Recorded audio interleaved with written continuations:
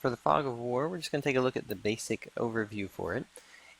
If you place a Fog of War inside your scene, you're going to have a few options inside of the tile type. You'll have a map, settings, and color. If you go to the color, this is just going to be, visually you'll see it represented here, but this is going to be the color of the fog that is covering.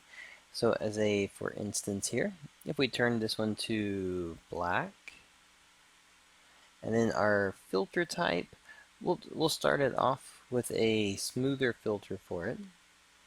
If you wanted to have an overlay across, you can actually set it to the fog as a texture so that it'll cover the screen. So whatever your image is, you'll see that.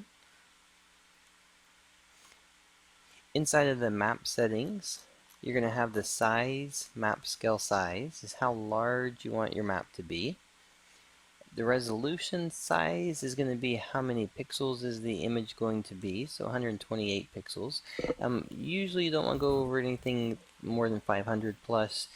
Keeping it within a 50, like a 64 to 256 range is a pretty good one.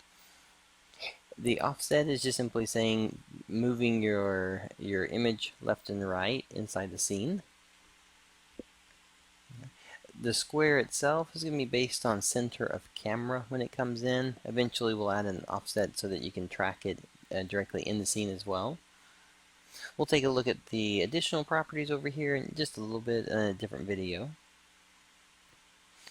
Your Fog of War settings. This is going to say, one, what team does it look up, meaning that the team ID of any object is going to be checked. You have an option for the strength outside, so that big box we had before, anything external of that, if you want it to actually be the same color as what's on the inside, then you can actually say, as an example, 100%. So if it was black here, everything else will be black. If you don't want it to be affecting the external area, you can actually set it to 0. The fog amount is left behind, so that when the player reveals something, how much is left behind, we can say 50% of the previous color. And then the fade is how quickly does it fade back to that amount.